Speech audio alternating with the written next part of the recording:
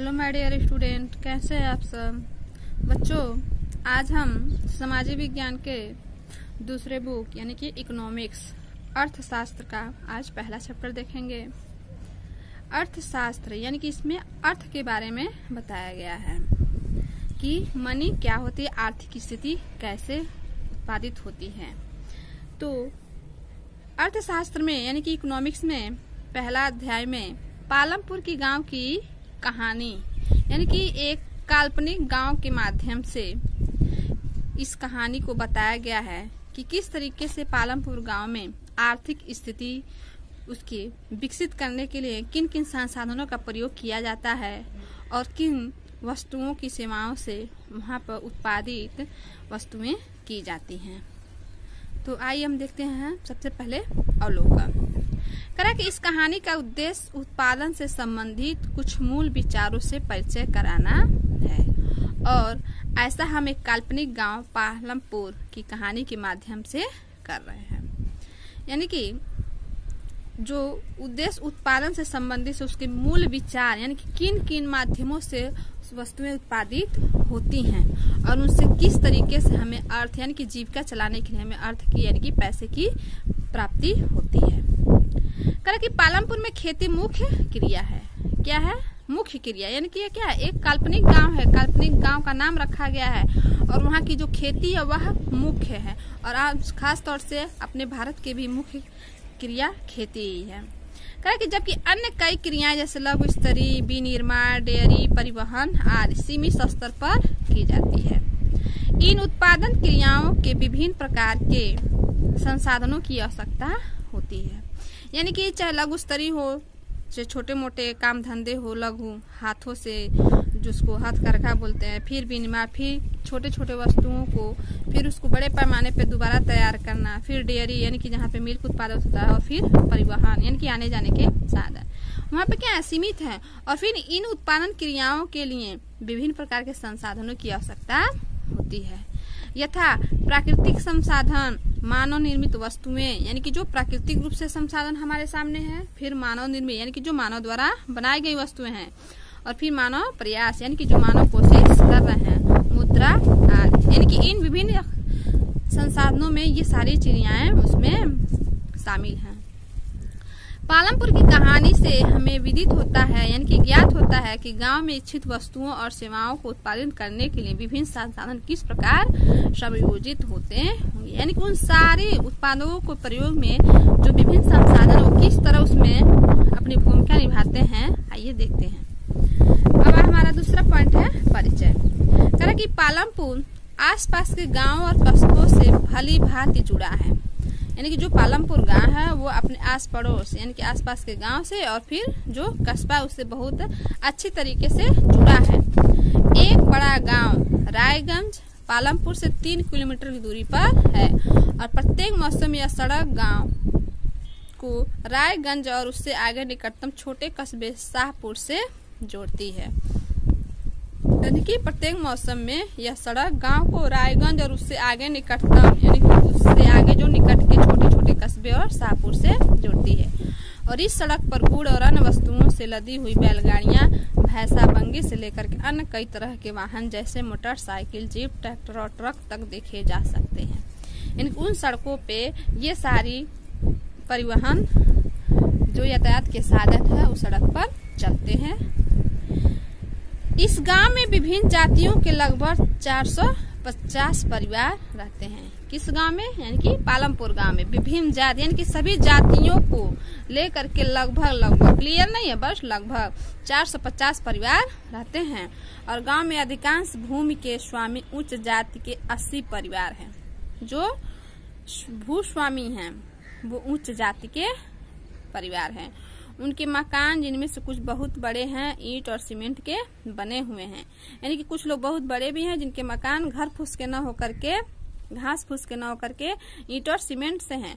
अनुसूचित जाति यानी कि जिसको दलित कहा गया है, लोगों की संख्या गांव की कुल संख्या का 1/3 यानी कि 3 संख्या कुछ और जातियां और 1/3 अनुसूचित जातियां हैं।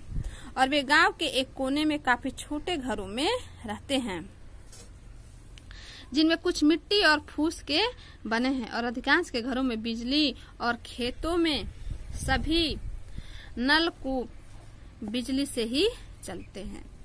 यानी कि सभी के खेतों में जो नलकूप होते हैं वह बिजली से चलते हैं और इसका उपयोग विभिन्न प्रकार के छोटे कार्यों के लिए भी किया जाता है। पालमपुर में 2 प्राथमिक विद्यालय और 1 हाई स्कूल है। यानी कि 2 प्राथमिक विद्यालय हैं 1 से 5 तक और 1 हाई स्कूल है यानी कि 6 से 10 तक। गांव में एक राजकीय प्राथमिक स्वास्थ्य केंद्र भी है और एक निजी औषधालय भी है जहां रोगियों का उपचार किया जाता है। कि एक काल्पनिक गांव पालमपुर की कहानी हमें किसी भी गांव में विभिन्न प्रकार के उत्पादन संबंधित विधियों के बारे में बताएगी। भारत के गांव में खेती उत्पादन की प्रमुख गतिविधि है। अन्य उत्पादन गतिविधियों में जिन्हें गैर कृषि क्रियाएं कहा जाता है, जैसे लघु विनिर्माण, परिवहन, दुकानदारी आदि शामिल है, यानी कि जो कृषि से संबंधित नहीं है। हम उत्पादन के बारे में कुछ सामान्य बातें जानने के बाद इन दोनों प्रकार की क्रियाओं पे विचार करेंगे।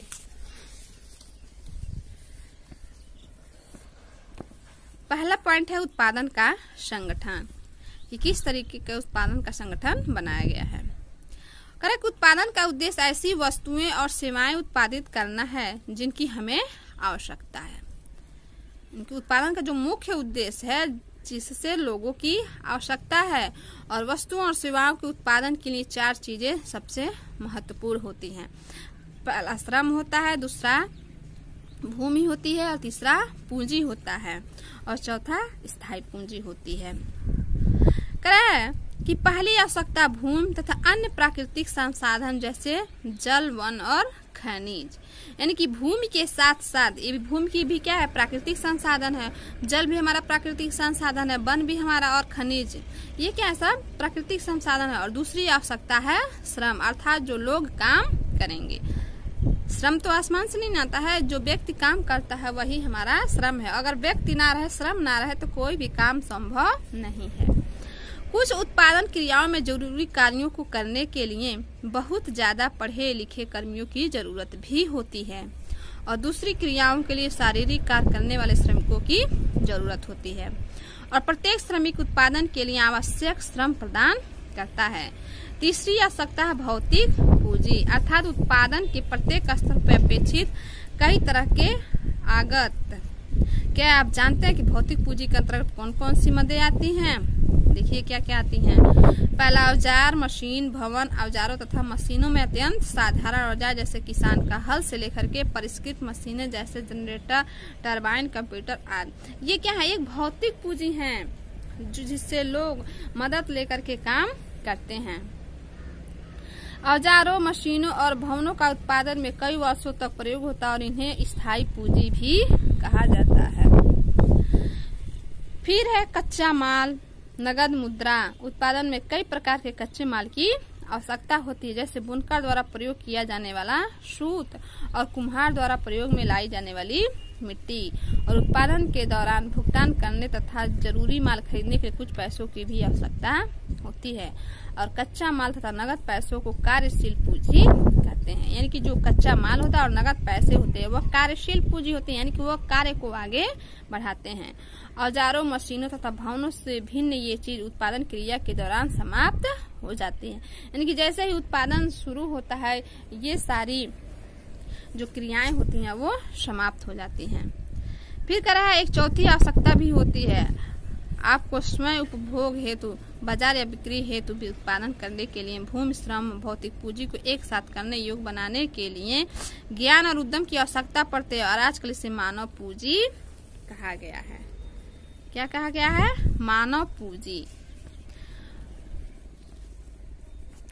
मानव पूंजी के विषय में और अधिक अध्ययन हम अगले अध्याय में करेंगे। यानी कि जो मानव की पूंजी होती है उसका स्वयं का कार्य।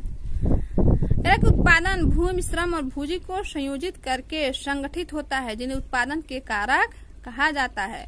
और पालमपुर की कहानी को पढ़ने के क्रम में हम उत्पादन के प्रथम 3 कारकों के बारे में और अधिक सीखेंगे। सुविधा के लिए इस अध्याय में हम भौतिक पूंजी को भी पूंजी ही कहेंगे।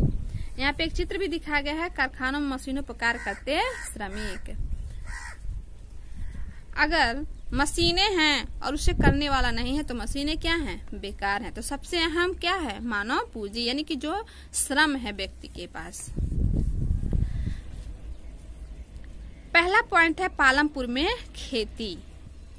भी यहाँ पे बताया गया है ना कि 3 कारक, तो उसमें पहला कारक है भूमि स्थिर है। कह रहा कि पालमपुर में खेती उत्पादन की प्रमुख क्रिया है। काम करने वालों में 75% लोग अपनी जीविका के लिए खेती पर निर्भर हैं।